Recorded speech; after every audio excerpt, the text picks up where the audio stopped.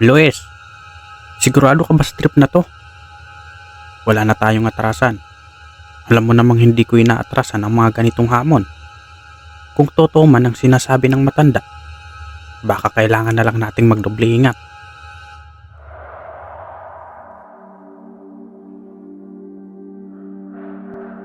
Sa tahimik na bayan ng Ruas, sa Capiz, naninirahan ang tatlong magkaibigang may taglay na kakaibang tapang at kakulitan. Si Luis, ang pinakamatapang sa kanilang tatlo, ay isang mekaniko na kilala sa kanilang lugar bilang hari ng kalikot. Mula pagkabata, hilig niya na ang paghahanap ng adventure. Si Randy, isang magsasaka ang pinakamalakas sa grupo. Malapit sa kalikasan at kilala sa kanyang abilidad na mag-orient sa kagubatan kahit walang mapa. Ang huli ay si Joel, isang manunulat at mahilig sa alamat at kababalaghan. Siya ang nagbibigay ng ideya sa grupo, lalo na kapag usapang misteryo ang pinag-uusapan. Isang gabi, habang nagiinuman sa kubo ni Randy, napunta ang usapan nila sa isang alamat tungkol sa kristal ng kaluluwa, isang mahiwagang bato na itinatago umano ng isang pamilya ng aswang sa liblib na baryo ng Magsanghan. Sinasabi ang kristal na ito ay nagbibigay ng lakas, kayamanan at kakayahang kontrolin ang iba't ibang nilalang ng dilim. Kung totoo yung kristal na yan, bakit hindi natin hanapin? Panukala ni Luis. Baka gusto mo lang mamatay, Luis, sabat ni Randy. Pero isipin mo, kung makuha natin yun, di lang kayamanan, magiging kwento pa tayo sa kasaysayan, dagdag ni Joel na nagsusulat ng bagong artikulo tungkol sa mga alamat. Hindi nagtagal, nabuo ang plano nilang tatlo.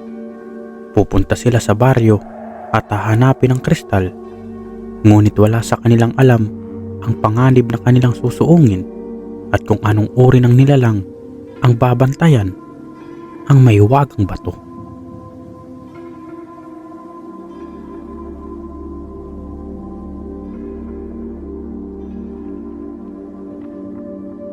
Madilim ang gabi nang tumungo sina Luis at Randy at Joel sa baryo gamit ang lumang jeep ni Luis. Ang daan ay bako-bako at tila nagbabanta ang bawat puno ng baliti na kanilang nadadaanan. Sigurado ba kayo dito? Parang ayoko nang ituloy, sabi ni Joel na ngayon ay halatang kinakabahan. Walang atrasan. Sinimulan na natin to. Tatapusin natin, sagot ni Luis habang nagmamaniho. Pagsapit nila sa baryo, sinalubong sila ng katahimikan. Ang baryo ay tila inabandona. Walang mga tao sa paligid at ang mga bahay ay mukhang luma at sira. Ang tanging ilaw ay mula sa buwan na tumatagos sa ulap. Habang naglalakad, may narinig silang mga bulong sa paligid. Nagkatinginan ng tatlo. Ang creepy dito, pero baka hangin lang yan, sabi ni Randy kahit halatan sa boses niya ang kaba. Nagpatuloy sila hanggang marating ang isang malaking bahay na yari sa kahoy. Dito raw nakatira ang pamilya ng aswang na may hawak ng kristal, ani Joel habang binabasa ang notes mula sa kanyang kwaderno. Ngunit bago pa sila makapasok, biglang may lumitaw na anino sa kanilang likuran.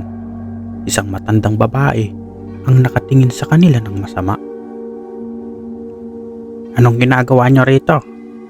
Ang mga dayo ay hindi na makakabalik kapag tumapak sa baryong ito, banta ng matanda. Nagkatinginan ng tatlo, ngunit bago sila magkasagot, tumalikod ang matanda at nawala sa dilim ng gabi. Naiwan ang tatlong magkaibigan sa labas ng bahay, tahimik at nagtataka sa mga sinabi ng matanda. Parang may mabigat na enerhiyang bumalot sa paligid matapos itong mawala. Ang malamig na hangin ay tila may dalang babala. Luis, sigurado ka ba sa trip na to? Tanong ni Joel na pilit itinatago ang takot sa kanyang tinig. Wala na tayong atrasan. Alam mo namang hindi ko inaatrasan ng mga ganitong hamon, sagot ni Luis habang iniaabot ang flashlight mula sa bag. Kung totoo man yung sinabi ng matanda, baka kailangan na lang natin magdoble ingat, dagdag ni Randy. Pinipis silang hawak niyang itak na kinuha mula sa bahay nila. Dahan-dahan nilang binuksan ang pinto ng bahay. Ang kalumaan ng lugar ay ramdam sa amoy ng nabubulok na kahoy at agyo na bumabalot sa paligid. Ang sala ay puno ng mga antigong kasangkapan, mga sirang upuan at isang malaking altar sa dulo na may mga kandila at larawan ng mga hindi kilalang tao. Parang bahay ng mga engkanto sabi ni Joel habang iniaalis ang alikabok sa isang lumang misa. Walang engkanto rito. Ang hinahanap natin ay kristal, sagot ni Luis habang iniikot ang ilaw ng flashlight sa paligid. Habang nag-i-inspection, napansin ni Randy ang isang malaking banga na nakalagay malapit sa altar. Ano kaya ang laman nito? Tanong niya habang dahang-dahang binubuksan ang takip. Pagangat ng takip, biglang bumalot ang mabahong amoy sa buong bahay. Sa loob ng banga ay may mga buto ng hayop na halatang inukitan ng kakaibang simbolo. Kasabay nito, narinig nilang muli ang mga bulong na kanina pa nila nadidinig sa labas. Ngunit ngayon ay mas malapit. Hindi na to nakakatawa, Luis, bulong ni Joel habang nanginginig sa takot. Relax ka lang, baka guni-guni mo lang, sagot ni Luis bagamat ramdam na rin niya ang kaba. Biglang bumukas ang pinto ng bahay nang walang anumang dahilan. Tumigil sila at nagkatitigan, hindi makapaniwala sa kanilang nakita. Sa pintuan ay tumambad ang anino ng matandang babae na nakita nila kanina. Ngunit ngayon, mas malaki at mas kakaiba ang anyo nito. Ang kanyang mga mata ay mapula at ang kanyang ngiti ay naglalantad ng matutulis na ngipin. Binalaan ko na kayo. Hindi nyo dapat kinalaban ang kagustuhan ng gabi, sabi nito sa mababang boses. Bago pa makagalaw ang tatlo, biglang naglaw ang matanda. Ngunit ang kanyang boses ay patuloy na umaalingaw-ngaw sa buong bahay. Ang sino mang humawak sa kristal ay magdadalang sumpa at kamatayan. Nagdesisyon tumakbo palabas ang tatlo, ngunit nang makarating sila sa labas, napansin nilang nagbago ang paligid. Ang dati madilim, ngunit tahimik na baryo ay puno na ngayon ng mga mata sa dilim, mga aninong nagmamasid sa bawat galaw nito. Luis, anong gagawin natin? Sigaw ni Joel. Hanapin natin ang kristal. Hindi na tayo makakabalik nang wala ito, sagot ni Luis, pilit nilalabanan ng takot. Luis, baka dapat umalis na tayo, ani Randy, ngunit naputol ang kanyang sinabi nang biglang tumambad sa kanila ang isang halimaw na may mahabang kuko at matatalim ng ngipin. Ang halimaw ay mabilis na umatake, ngunit nagawa itong harangan ni Randy gamit ang kanyang itak. Tumakbo kayo, ako ang bahala dito, sigaw niya habang sinasalag ang mga atake ng halimaw. Ngunit bago pa sila makalayo, isang kakaibang liwanag ang biglang bumalot sa kanilang paligid. Mula sa itaas ng altar sa loob ng bahay, nakita nila ang isang maliit na kumikislap na bagay, ang kristal na hinahanap nila. Luis, yun na yun, ang kristal, sigaw ni Joel. Kunin natin dali, sagot ni Luis sabay takbo pabalik sa bahay. Ngunit sa bawat takbang nila papunta sa kristal, parami ng parami ang mga halimaw na lumilitaw mula sa dilim. Ang tatlong magkaibigan ay kailangang magdesisyon, ipaglaban ang kanilang buhay para makuha ang mahiwagang bato o tuluyang tumakas sa baryo.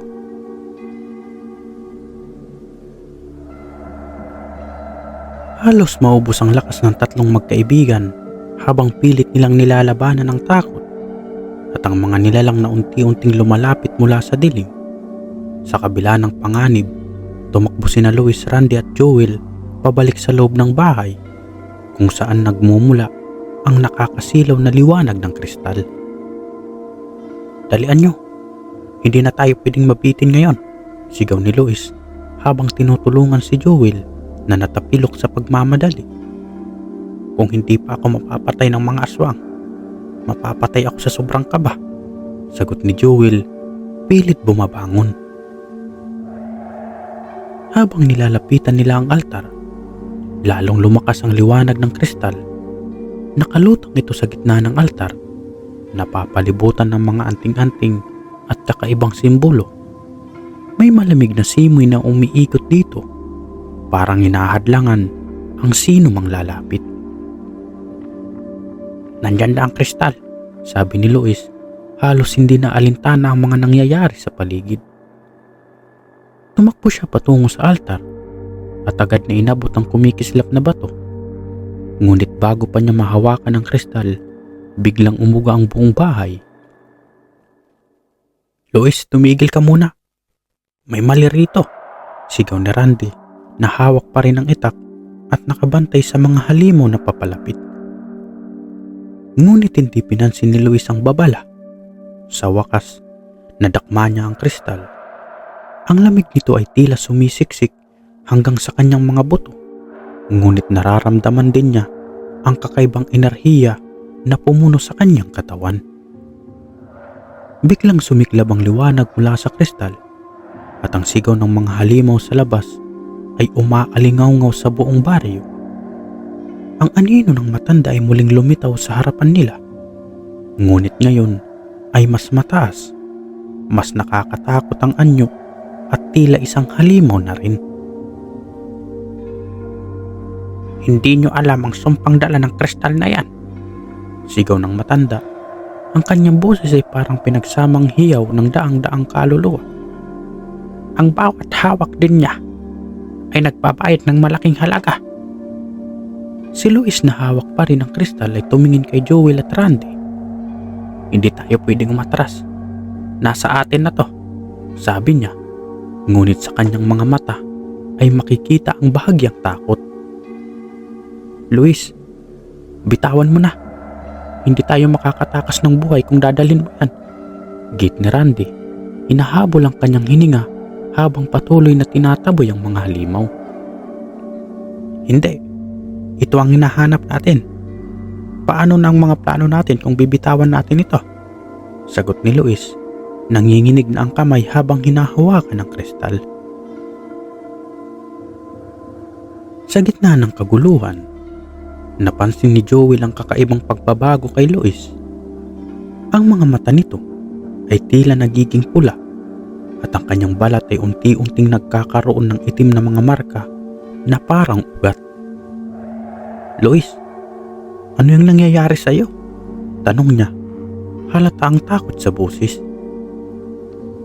"Wala akong nararamdaman. Lakas ito. Nakukuha ko ang lakas sa kristal," sagot ni Luis. Ngunit sa halip na ginhawa ay nagiging mas maras ang kanyang mga galaw. Biglang sumigaw ang matanda. "Hindi ikaw ang dapat humawak niyan. Ang kristal ay sa amin lamang. Isa kang lapastangan." Sa isang iglap, inihampas ng matanda ang kanyang tungkod sa lupa at biglang nagsimulang bumagsak ang bubong ng bahay.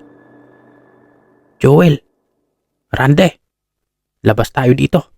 Hindi nalagtas dito," sigaw ni Joel. Pilit na hinihila si Luis na hawak pa rin ang kristal. Ngunit tila hindi naririnig ni Luis ang mga kaibigan. Nakatitig siya sa matanda na parang hinahamon nito. "Hindi mo ako matatakot. Sa akin ang kristal na to." At sa isang iglap, inangat ni Luis ang kristal at biglang pumutok ang isang liwanag na nakpabagsak sa matanda. Ngunit kasabay nito, Pumuka ang lupa sa ilalim ng bahay. Sa halip na makakuha ang tagumpay na inaasam, ang tatlong magkaibigan ay natagpuan ang kanilang sarili sa gitna ng isang malalang sitwasyon. Mga nilalang na mas malaki, mas malupit at mas gutom ang unti-unting umaakyat mula sa kailaliman ng lupa. "Lois, bitawan mo na ang kristal," sigaw ni Randy, ngunit huli na ang lahat. Ang sumpa ng kristal ay nagsisimula ng magkabisa. Hindi lamang kay Lois, kundi sa buong baryo. Hindi magkamayaw ang tatlo sa gitna ng kaguluhan. Ang lupa sa ilalim ng kanilang mga paa ay parang nabuhay, nagbitak at naglabas ng usok at alingasaw ng bulok. Ang bahay ay tila nawawala sa orihinal nitong anyo at ang mga halimaw ay lalong lumalapit mula sa dilim. "Lois, pakinggan mo kami. Bitawan mo ang kristal," sigaw ni Joel habang pilit niyang nilalayo ang sarili mula sa mga naglalabasang halimaw. "Hindi. Sa akin ito," sigaw ni Lois. Mahigpit ang pagkakahawak sa kumikislap na bato. Ang kanyang mga mata ay nag-aalab na pula at ang kanyang boses ay tila nahahaluan na ng ibang tinig. "Ito ang kapangyarihan na matagal ko nang hinahanap." Nang makita ni Randy ang unti-unting pagbabago sa kaibigan, sinubukan niya itong hablutin mula kay Lois.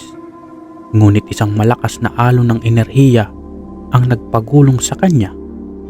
Tumama siya sa pader ng bahay, nawalan ng hininga at bahagyang nanlabo ang paningin.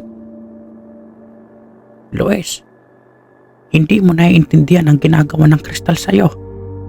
Hindi mo kayang kontrolin yan. Makinig ka," sigaw ni Joel. Nanginginig na ang boses sa kaba. Sa halip na sumagot, tumawa ng napakalakas si Lois. "Ha! Bakit ko pa kailangang bitawan? Kung kaya kong tapusin ang lahat ng halimaw dito, wala silang laban sa akin ngayon." Itinaas niya ang kristal at mula rito ay sumiklab ang isang liwanag na nagpatalsik sa ilang halimaw na papalapit. Ngunit kasabay ng liwanag na iyon, isang malalim na tinig ang narinig nila mula sa kailaliman ng lupa. "Nagising na ako. Sino ang nangangas na guluhin ang aming katahimikan?" Nagkatinginan sina Joel at Randy. Parehas na nakaramdam ng malamig na hangin na tila tumutusok sa kanilang balat. Sa kanilang harapan, unti-unting lumitaw ang isang napakalaking nilalang.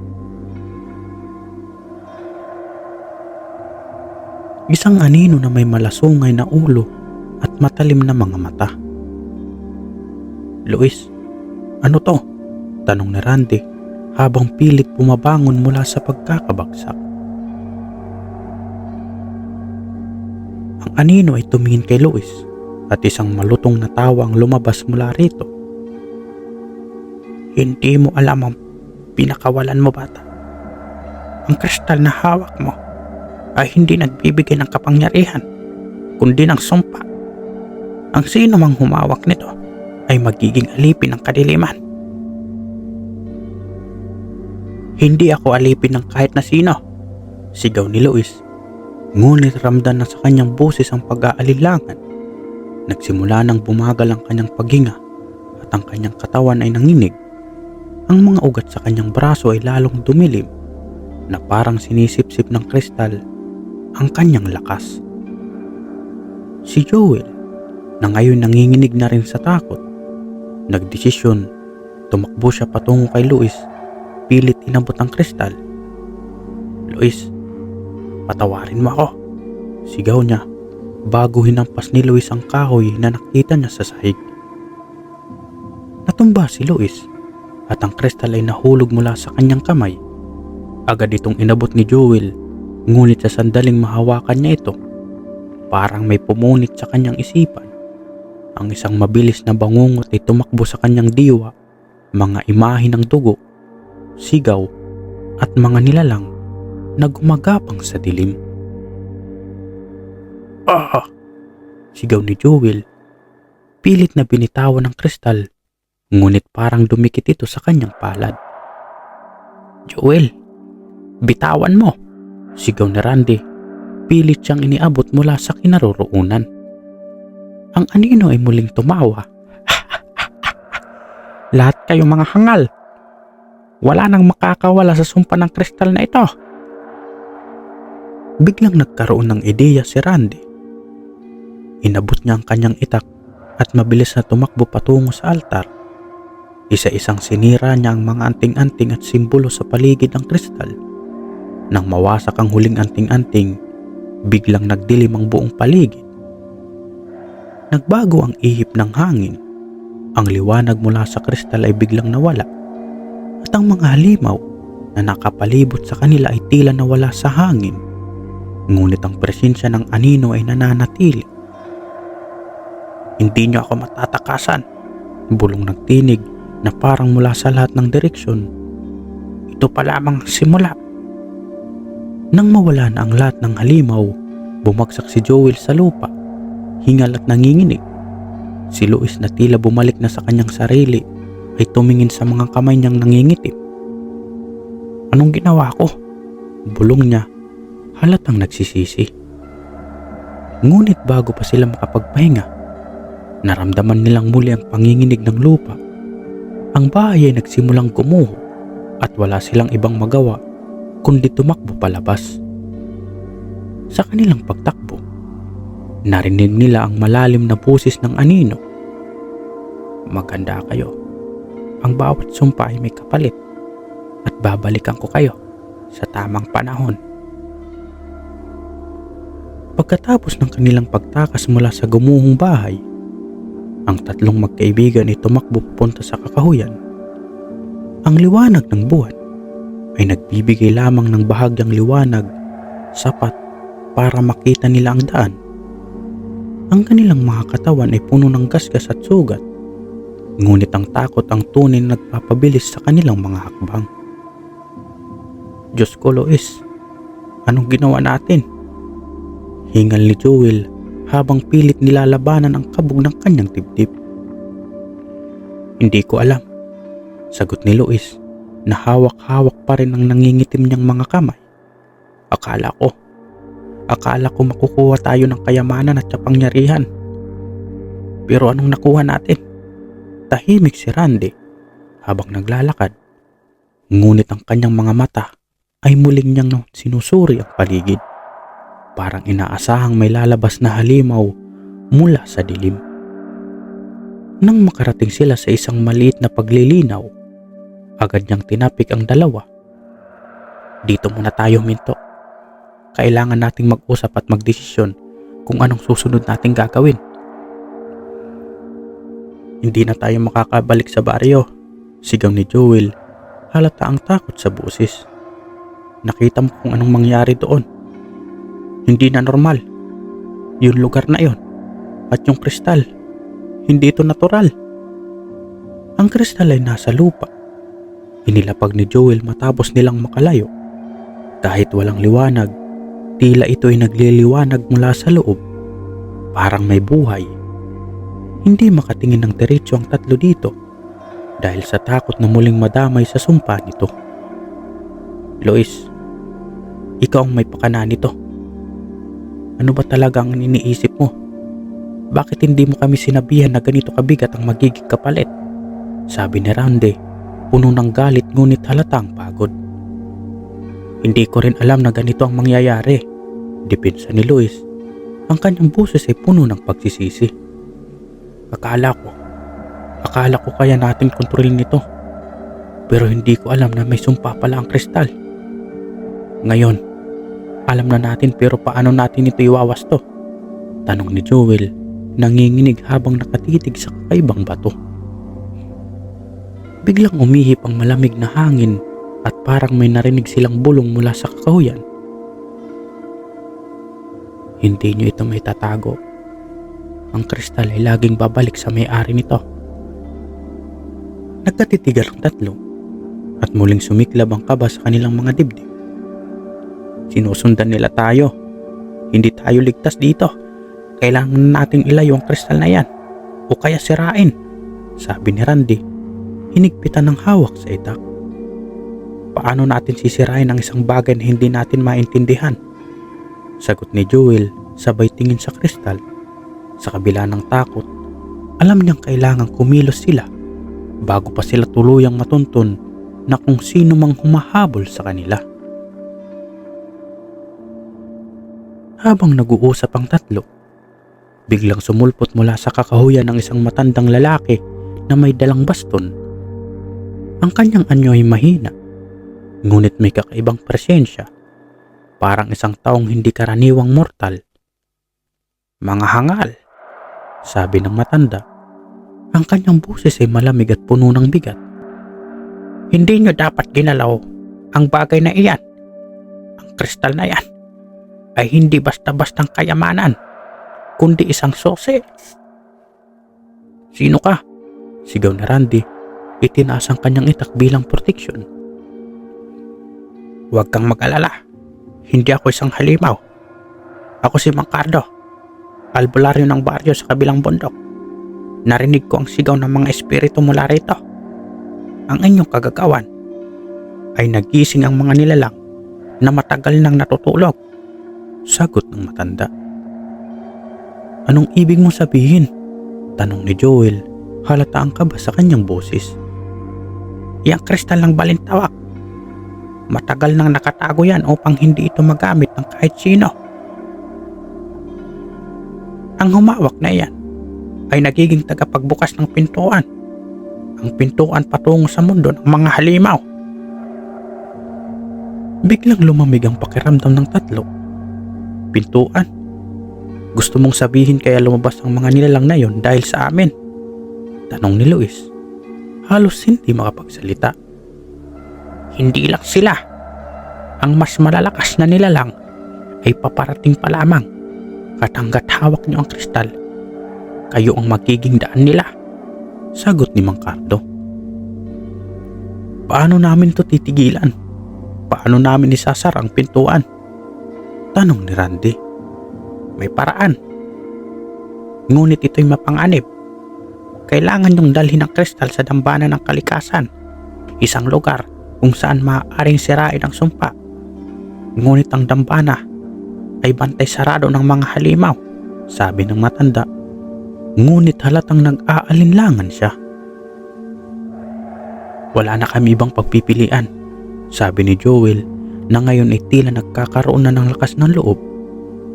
"Mas mabuti nang subukan kaysa hintayin na lang kaming kainin ang mga halimaw na yan." Tumango si Randy.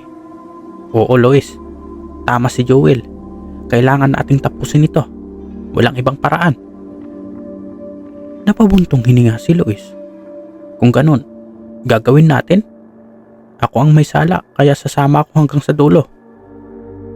Hinanda ng tatlo ang kanilang mga sarili, kasabay ang pag-akay ng matanda. Sa gitna ng dilim, sinimulan nila ang kanilang paglalakbay patungo sa dambana ng kalikasan. Hindi alam kung anong naghihintay sa kanila. Sa likod nila, nagbabantang muli ang malamig na bulong ng hangin. "Hindi kayo makakalayo." Sa ilalim ng mapanglaw na liwanag ng buwan, sinimulan ni Luis, Joel at Randy ang kanilang mapanganib na paglalakbay patungo sa dambana ng kalikasan, kasama si Mancardo, ang albularyong may kaalaman tungkol sa kristal. Naglakad sila sa masukal na kagubatan habang hinahabol ng malamig na ihip ng hangin at tila walang batid na mga bulong ng mga espiritu. "Mag-ingat kayo. Ang lugar na ito ay hindi basta-basta. Ang kagubatang ito ay hindi kagaya ng karaniwang gubat. Sa sandaling hawak niyo ang kristal, kayo ay laging nasa ilalim ng paningin ng kadiliman." Tahimik ang tatlo. Bawat isa ay abala sa pakikinig sa tunog ng paligid. Ang kaluskos ng mga dahon at talingaw-ngaw ng mga hakbang nila ay parang masyadong malakas sa tahimik na kagubatan. Hindi pa man sila nakakalayo, isang malakas na kaluskos mula sa kaliwa ang nagpahinto sa kanilang lahat. Tumigil si Randy hinigpitan ng hawak sa kanyang itak. Narinig niyo ba yon? Tanong niya, halos pabulong. Oo, parang may sumusunod sa atin, sagot ni Joel. Nanlalaki ang mga mata habang nakatitig sa dilim. Biglang lumitaw mula sa kakahuyan ng isang malaking nilalang. May mahabang galamay, dilaw na mata at tila nabubulok na balat. Ang halimaw ay may halong katangian ng tao at hayop at ang bawat hakbang nito ay nag-iiwan ng mabahong alingasaw. Angkinin nyo na ang sumpa at tatanggapin ang kamatayan, bulong ng nilalang habang papalapit ito sa kanila. Tumakbo kayo, sigaw ni Mang Cardo. Mabilis na itinaas ang isang anting-anting mula sa kanyang bulsa. Mula rito, lumabas ang isang liwanag na bahagyang nagpatigil sa nilalang. Hindi nyo sa kayang labanan. Hindi pa ngayon. Ngunit sa halip na tumakbo, tumayo si Randy sa harap. Itinaas ang kanyang itak. Hindi. Kung tatakbo tayo, hahabulin lang tayo. Kailangan nating harapin ito. Randy, delikado, sigaw ni Joel. Ngunit huli na. Mabilis na sumugod si Randy. Sinasalubong ang halimaw gamit ang kanyang itak. Tumama ang talim nito sa balikat ng nilalang, ngunit parang hindi ito nasaktan. Bagkus, lalo lamang itong nagalit at ang isang galamay nito ay tumama kay Randy. Dahilan upang siya'y tumilapon sa lupa. Si Luis na hawak-hawak ang kristal ay biglang nakaramdam ng kakaibang init mula sa kanyang bulsa. Para bang bato ay nag-aalab sa galit. Napatingin siya kay Mang Cardo na patuloy na ginagamit ang kanyang anting-anting upang pigilan ang halimaw. Loes, ilabas mo ang kristal. Subukan mong gamitin ito laban sa kanya, utos ni Mang Cardo. Hindi ba masama iyon? Sagot ni Luis, nanginginig. Mas masama kung mamamatay tayo dito, balik ni Mang Cardo. Sa takot at desperasyon, inilabas ni Luis ang kristal mula sa kanyang bulsa. Nang mahawakan niya ito, naramdaman niya ang malakas na enerhiya na dumadaloy sa kanyang katawan. Tumayo siya. Itinaas ang kristal at isang malakas na liwanag ang sumiklab mula rito. Ang nilalang ay napasigaw, bumitaw sa laban at naglaho sa gitna ng anino. Ngunit kasabay nito, naramdaman ni Luis ang matinding sakit sa kanyang ulo. Para bang may pilit na pumapasok sa kanyang isipan, mga busis, mga sigaw at mga imahe ng kadiliman. Luis, ayos ka lang? Tanong ni Joel habang inaalalayan ng kaibigan. Hindi ko alam. Parang may ibang busis sa loob ng utak ko, sagot ni Luis, pawis na pawis at namumutla. Matapos ang laban, nagpatuloy sila sa paglalakbay. Ngunit halatang bumigat ang kanilang pakiramdam. Ang bawat hakbang ay tila nagpapalapit sa kanila sa mas malalim na bahagi ng kagubatan, kung saan ang hangin ay mas malamig at mas mabigat. Luis, hindi mo dapat masyadong gamitin ang kristal, babala ni Mang Cardo. Oo, maaaring mapigilan nito ang mga nilalang, pero bawat paggamit mo ay nagpapalapit sa iyo sa sumpa nito. Kung ganun, anong dapat nating gawin? Tanong ni Randy na ngayon ay may binda na sa balikat mula sa sugat na natamo niya. Kailangan nating makarating sa dambana bago patuloy ang lamunin ng kadiliman ng kristal. At si Luis, sagot ni Mang Cardo. Tahimik ang lahat habang iniisip ang banta na kanilang kinakaharap. Alam nilang wala nang balikan. Ang bawat hakbang ay isang pakibaka laban sa oras at sa mga nilalang na nagtatago sa dilim. Habang naglalakad, napatingin si Joel sa kristal na hawak ni Luis. Sa kabila ng lahat ng nangyari, may bahagi sa kanya na nakaakit dito. Ang liwanag nito, ang kapangyarihang nararamdaman niya noong hawakan niya ito kanina. Parang isang tukso na mahirap labanan. "Joel, huwag mong titingnan ang kanya ng kristal," biglang sabi ni Randy. Napansin ang kakaibang tingin ng kaibigan. "Isa lang ang dapat humawak niyan, at si Lois yun." "Alam ko," sagot ni Joel, ngunit halata sa boses niya ang pag-aalinlangan. Habang papalapit sila nang papalapit sa kanilang destinasyon, naramdaman nilang mas lalong nagiging mabigat ang hangin at mas lalong lumalapit ang presensya ng kadiliman. Sa likod nila, isang pares ng pulang mata ang nanunood mula sa dilim. Tahimik, ngunit puno ng galit at paghihintay. Ang kagubatan ay tahimik, ngunit ang katahimikan ay puno ng paninindak. Sa bawat hakbang ni Lois, Joel, Randy at Mang Cardo, tila mas lalong umiikli ang kanilang hininga. Ang hangin ay mabigat at malamig, at ang bawat tunog ng kaluskos ay nagpapataas ng kanilang balahibo. "Malapit na tayo," sabi ni Mang Cardo habang iniabot ang kanyang baston sa unahan upang alisin ang mga sanga ng kahoy sa daraanan. "Pero ang huling bahagi ng paglalakbay na ito, ang pinakamapanganib. Maghanda kayo." "Bakit parang palaging may sumusunod sa atin?" tanong ni Joel na halos hindi na makatingin sa paligid dahil sa takot. "Dahil meron niyang sumusunod. Ang mga nilalang ng kadiliman ay hindi basta-basta sumusuko. Alam nila na gusto nating sirain ang kristal," sagot ni Mang Cardo. Bakit? Hindi natin itapon na lang ang kristal. Baka sakaling tantanan na nila tayo," tanong ni Randy. "Hindi ganon kadali. Ang kristal ay may sariling kalooban. Hanggat hindi nasisira sa tamang paraan, ito ay babalik at babalik sa nagtatangkang magtapon nito. At sa bawat pagbabalik nito, mas nagiging malakas ang sumpa," sagot ng matanda. Tahimik na sumunod ang tatlo, ngunit ang bigat ng kanilang dala ay halatang bumigat sa bawat hakbang. Si Lois, na patuloy na hawak ang kristal, ay ramdam ang kakaibang enerhiya na lumalabas mula rito. Hindi niya may paliwanag, ngunit pakiramdam niya ay unti-unting sinasakop ng kristal ang kanyang isipan. Habang naglalakad sila sa isang makitid na bahagi ng gubat, biglang bumalot ang makapal na ulap sa kanilang paligid. Ang liwanag ng buwan, na kanina'y bahagyang tumutulong sa kanilang makita ang daraanan, ay biglang naglaho. "Mag-ingat kayo.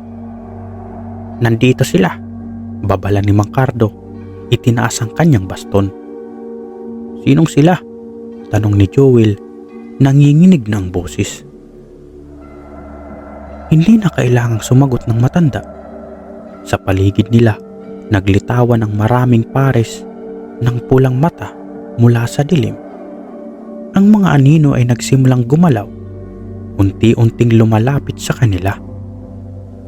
"Handa na kayo," sigaw ni Mang Cardo, sabay bigkas ng isang dasal. Ang kanyang baston ay nagliwanag at ang mga anino ay bahagyang umatras. "Randy, bantayan mo ang likod," sigaw ni Lois na ngayon ay tila nagkakaroon na ng lakas ng loob. "Joel, hawakan mo tong itak ko. Kailangan natin ng lahat ng depensa." "Anong gagawin natin? Hindi natin sila matatalo lahat," sigaw ni Joel habang hawak ang itak. "Walang ibang paraan kundi harapin sila," sagot ni Randy, mabilis na tumakbo upang salubungin ang isang anino na sumugod sa kanila. Mabilis niyang itinaas ang itak at tinaga ang nilalang, ngunit sa halip na masugatan, ang anino ay naghiwa-hiwalay at muling bumuo sa likuran niya. "Hindi sila basta-bastang mamapatay ng anormal na paraan," sigaw ni Mang Cardo, na ngayon ay nagtatangkang gumawa ng proteksyon gamit ang kanyang anting-anting. "Lois, gamitin mo ang kristal." "Ano? Sigaw ni Lois. Gamitin mo ang kapangyarihan nito. Pero mag-ingat, huwag mong hayaan na tuluyang sakupin ka ng sumpa. Sa desperasyon, itinaas ni Lois ang kristal at hinayaan ang kakaibang liwanag nito na sumiklab. Muli ang mga anino ay umatras, ngunit sa pagkakataong ito, nagdulot din ito ng matinding kirot kay Lois, para bang may apoy na lumalagos sa kanyang mga ugat. Lois, sigaw ni Joel, pilit siyang inaabot habang bumagsak ito sa lupa. Okay lang ako. Kailangan lang nating makaalis dito bago sila bumalik. Sigaw ni Lois, pilit na pinipigilan ang sakit. Sa kabila ng laban, nagawa nilang lumayo mula sa anino. Pagdating sa isang maliit na kuweba, huminto si Mang Cardo at sininyasan ang grupo na pumasok. Ito ang lagusan papunta sa dambana ng kalikasan. Ngunit maging handa kayo. Ang loob nito ay puno ng mga patibong at nilalang na nagbabantay, paliwanag ni Mang Cardo habang tinuturo ang pasukan ng kuweba. Wala na tayong ibang pagpipilian. Kailangan nating matapos na ito bago pa tayo maubos ng mga halimaw sa labas, sagot ni Randy. Isa-isa silang pumasok sa loob ng kuweba at agad nilang naramdaman ang bigat ng enerhiya sa loob nito.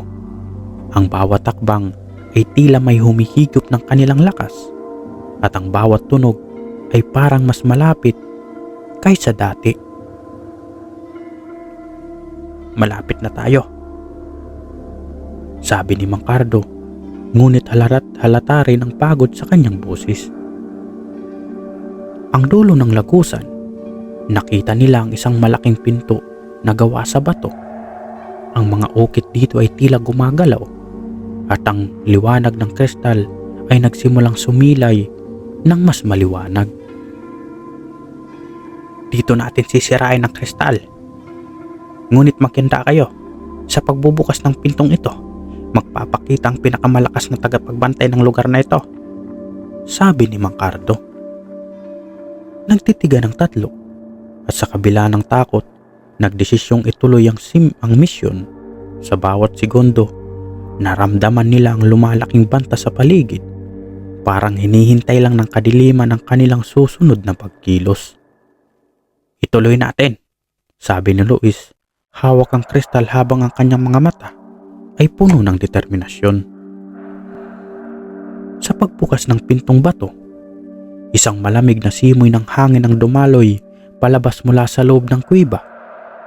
Ang bawat isa-isa sa grupo ay ramdam ang bigat ng enerhiya sa hangin, isang paalala na hindi sila basta-basta pinahihintulutan sa lugar na iyon.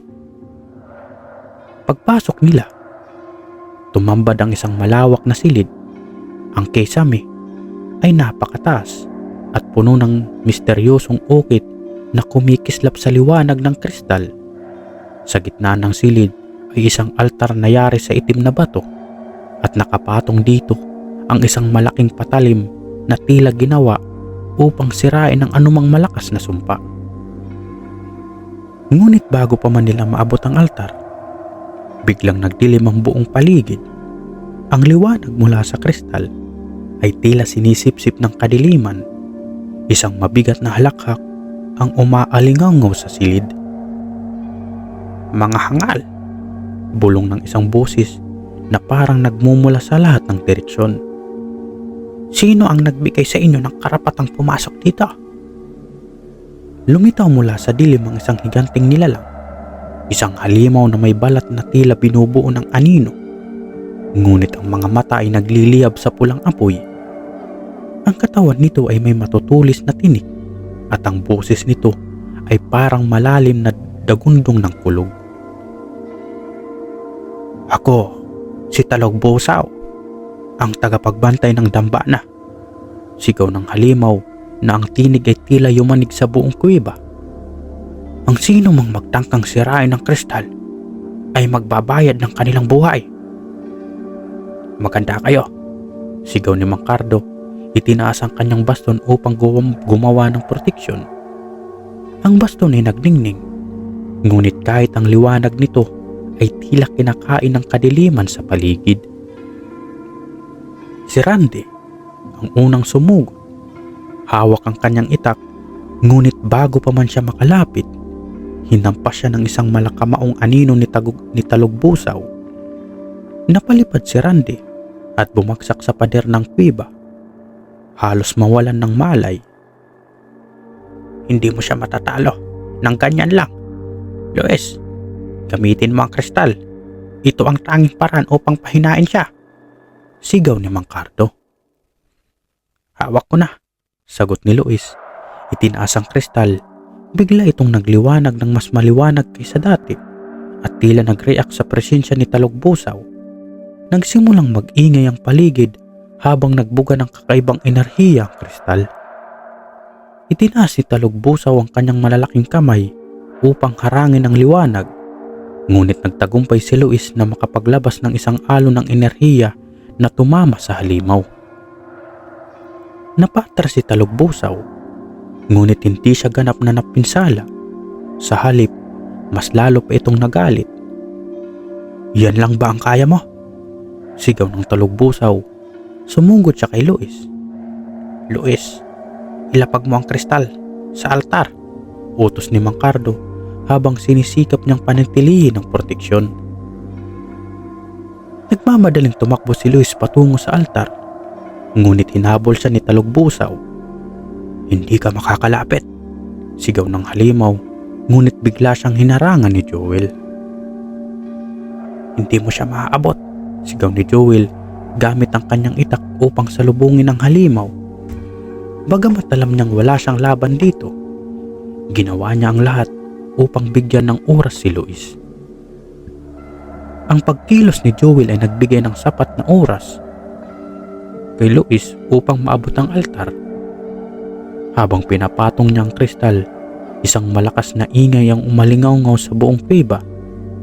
Ang altar ay biglang nagliwanag at isang kakaibang liwanag ang bumalot sa kristal.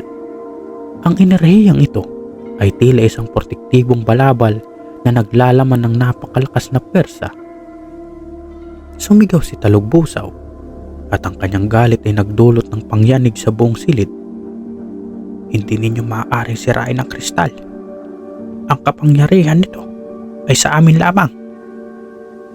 Ngunit sa pagkakataong ito, si Mang Cardo ang kumilos.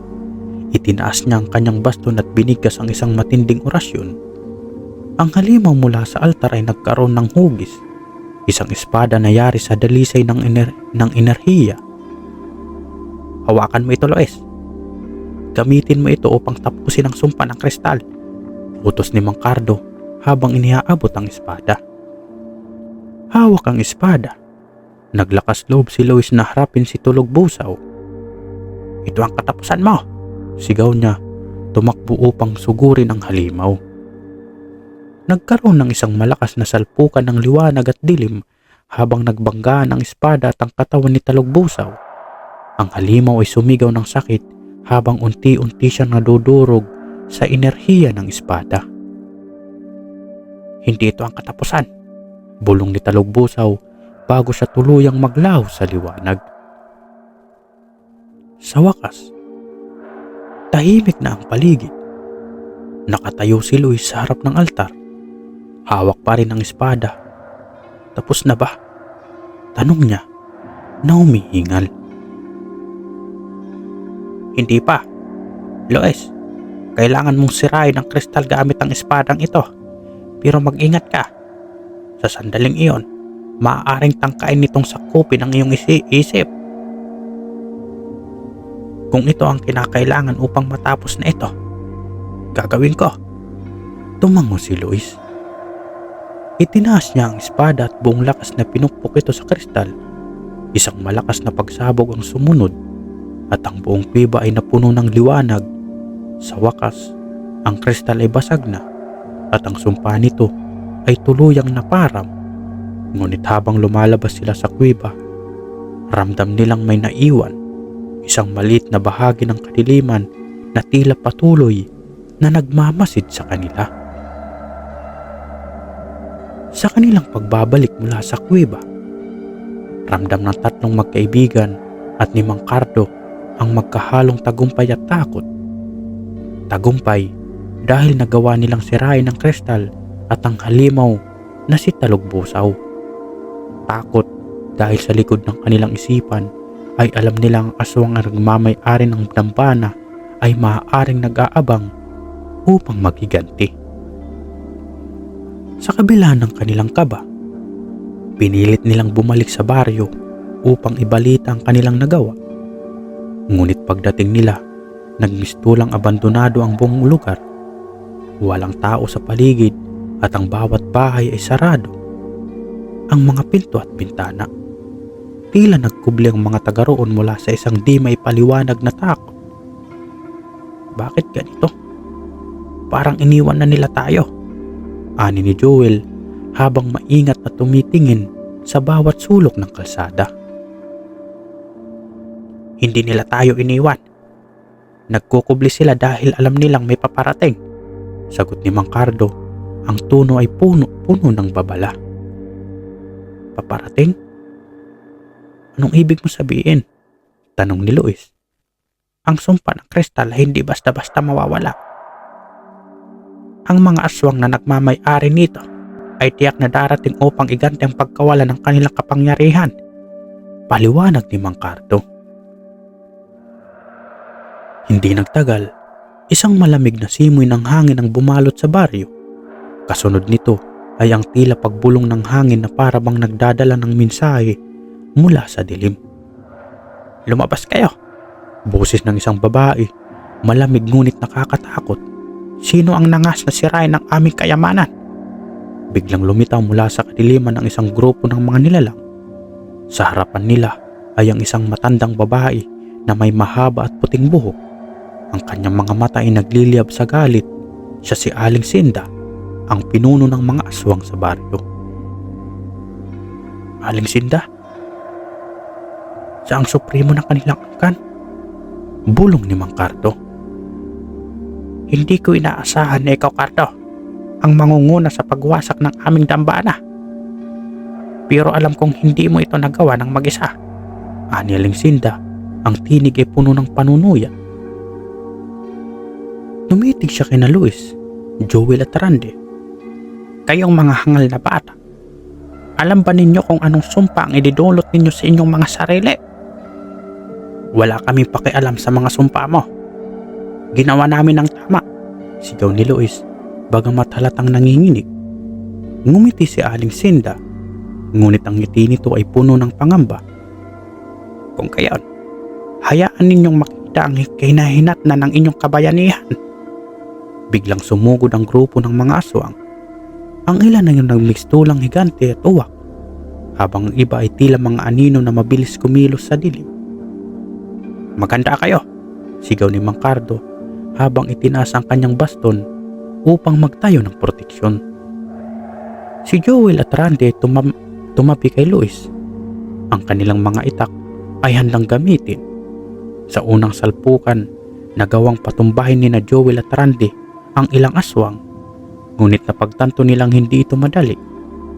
Ang mga nilalang ay mabilis na bumangon, parang hindi tinatablan ng sugat. Di nala kayang magtapos kung hindi gamit ang liwanag.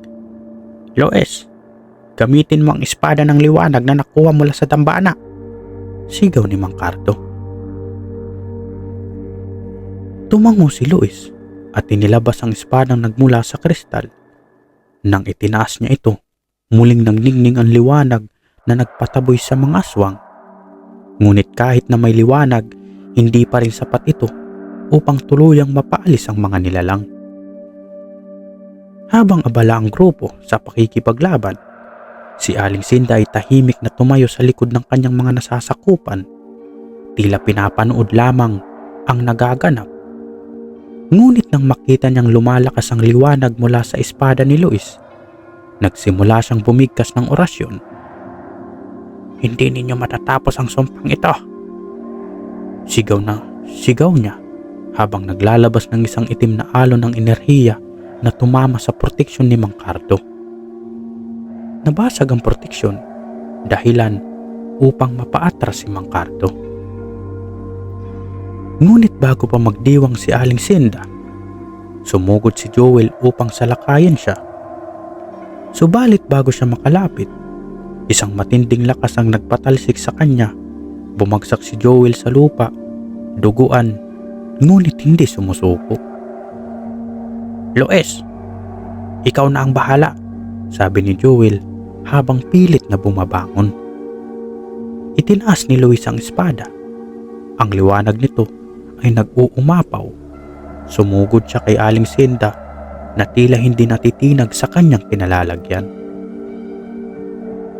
"Hindi mo ko matatalo, bata," aniling Sinda. Ang boses ay puno ng kumpiyansa. "Ang kapangyarihan ko ay mula sa mismong kadiliman na hindi mo maaarok." Ngunit sa pagkakataong ito, hindi nagpatinag si Luis. Ang kanyang tapang at determinasyon ay nagpatibay ng liwanag mula sa espada. Sa isang malakas na hampas, tumama ito sa katawan ni Aling Sinda. Napuno ng liwanag ang paligid at isang nakakabinging sigaw ang narinig mula kay Aling Sinda. Ang kanyang katawan ay unti-unting natupok ng liwanag hanggang sa tuluyan siyang maglaho. Matapos ang labanan, ang baryo ay muling nabalot ng katahimikan. Ang natitirang mga aswang ay naglaho at tila wala nang naiwan na bakas ng kadiliman sa lugar. Ngunit habang nagtitipon ang grupo upang magpasalamat sa kanilang tagumpay, napansin ni Mang Cardo ang isang bagay. Hindi pa ito patapos. Bulong na sa sarili. "Bakit, Mang Cardo?" tanong ni Randy. "Tandaan ninyo, ang kadiliman ay laging nag-iiwan ng bakas. Kahit nawala na si Aling Sinda, may ibang susubok pa na pumalit sa kanya." Sa muling pag-usbong ng liwanag sa baryo, napagtanto ni na Luis, Joel, Randy at Mang Cardo na kahit na natapos na nila si Aling Sinda, ang banta ng kadiliman ay hindi tuluyang nawala. Ang bawat isa ay napuno ng pag-asa, ngunit may halong takot sa posibilidad ng pagbabalik ng mas matinding halimaw. Nagpasya silang manatili sa baryo ng isang gabi upang tiyakin ang kaligtasan ng mga taga roon. Ang mga naninirahan ay muling nagsilabasan, puno ng pasasalamat sa kanilang nagawa. Ngunit sa likod ng kanilang mga mata ay nananatili ang pagdududa at takot, lalo na't alam nilang ang baryo ay mahabang kasaysayan ng sumpa. Habang natutulog si Luis sa isa sa mga bahay sa baryo, isang kakaibang panaginip ang dumalaw sa kanya. Nakita niya ang isang kabataang babae na nakatayo sa gitna ng isang madilim na gubat. May mga hawak itong isang kristal na kulay pula na tila nagbabaga sa kadiliman. "Lois, hindi mo naiintindihan ang kabuuan ng ginawa ninyo," wika ng babae. "Anong ibig mong sabihin?" tanong Luis na naguguluhan sa panaginip. "Ang kristal na sinira ninyo ay bahagi lamang ng isang mas malaking kapangyarihan. Ang sumpa ng lugar na ito ay nag-ugat sa kasaysayan ng aming angkan, at kahit wala na si Aling Sinda, ang kadiliman ay may tagapagmana." Sa sandaling iyon, biglang sumabog ang liwanag mula sa kristal at nagising si Luis na hinihingal. Ramdam niya ang malamig na pawis sa kanyang noo. "Mang Cardo, may mas malaking problema tayo." Kinabukasan, habang nag-aayos ang grupo upang magpaalam sa baryo, isang kakaibang presensya ang bumalot sa lugar. Ang araw na dapat ay sumikat ng maliwanag ay natakpan ng makapal na ulap. "Mang Cardo, ano to?" tanong ni Randy habang nakatingala sa langit. "Ang tagapagmana. May isang nilalang na pumalit kay Aling Sinda," sagot ni Mang Cardo, mahigit ang hawak sa kanyang baston. "Tiyak na malas malakas siya." Biglang narinig nila ang malakas na yabag mula sa kagubatan. Lumitaw mula rito ang isang babaeng kabataan. Ang buhok ay mahaba at madilim at ang mga mata ay tila nag-aapoy sa puot. Siya si Lina, ang anak ni Aling Sinda. "Mga hangal," wika ni Lina, ang boses ay malamig ngunit puno ng galit. "Sinira ninyo ang aming dampana at ang aming ina. Ngayon, Tatapusin ko ang iyong mga buhay. Kasabay ng kanyang sigaw, biglang dumilim ang paligid at mula sa lupa ay lumabas ang mga halimaw na mas matindi ang itsura kaysa sa mga naunang aswang. Magsihanda kayo, sigaw ni Mang Cardo habang itinaas ang kanyang baston upang muling magpatayo ng proteksyon. Si Luis, Joel at Randy ay nagsanib pwersa upang harapin ang mga nilalang. Ginamit ni Luis ang espada ng liwanag na bagamat hindi na kasing lakas tulad noong laban kay Aling Sinda, ay nagbigay pa rin ng panangga laban sa mga halimaw. Ang labanan ay mas mabangis at mas mapanganib kaysa sa inasahan nila. Si Lina na may taglay na kapangyarihang mas malaki kaysa sa kanyang ina ay direktang umatake kay Luis. Hindi mo ko matatalo, sigaw ni Lina habang nagpalabas ng itim na enerhiya na tumatama sa espada ni Luis. Ngunit sa pagkakataong ito, napagtanto ni Luis na hindi sapat ang lakas ng espada, kailangan niya ng tulong mula sa kanyang mga kaibigan. Joel, Randy, tulungan ninyo ako, sigaw ni Luis. Sabay-sibay nilang inatake si Lina, ngunit tila hindi ito tinatabla ng kanilang mga sandata. Ang bawat sugat na kanilang nagawa ay agad na nanghihilom at ang mga halimaw sa paligid ay patuloy na nagpapahirap sa kanila. Sa gitna ng kaguluhan, nagpasya si Mang Cardo na gawin ang pinakahuling hakbang. Inilabas niya ang isang antigong medalya mula sa kanyang bulsa. Ang akimat ng liwanag na nagsisilbing huling depensa laban sa kadiliman. Luis, ito ang gamitin mo, sigaw ni Mang Cardo habang inihagis ang medalya kay Luis. Ngunit bago pa ito masalo ni Luis, biglang sinalo ito ni Lina. Tumawa siya ng malakas, hawak ang agimat. Ha ha ha ha. Salamat matanda. Ang kapangyarihan ng liwanag sa akin na ngayon. Ngunit sa hindi inaasahang pagkakataon, nagliwanag ang agimat sa kamay ni Lina. Ang kanyang katawan ay nagsimulang magliyab at tila hindi niya makontrol ang kapangyarihan nito. Ano ito? Sigaw ni Lina habang unti-unting natutupok ang liwanag sa kanyang katawan. Itinuri mong sandata ang liwanag, ngunit ang puso mo ay puno ng kasamaan. Ang liwanag ay hindi kailanman magpapasakop sa dilim, sagot ni Mang Cardo. Sa huling sigaw ni Lina, siya ay tuluyang naglaho at kasabay nito ay nawala rin ang mga halimaw sa paligid. Matapos ang laban, muling bumalik ang liwanag sa baryo. Ang grupo ay napuno ng pagod ngunit may kasiyahan sa kanilang mga puso. Alam nilang sa wakas ay natapos na nila ang sumpa ng baryo. Bago sila umalis, nagtipon ang mga taga roon upang magpasalamat. Si Mang Cardo na bagamat mahina na mula sa laban ay nagpaalam sa mga tao.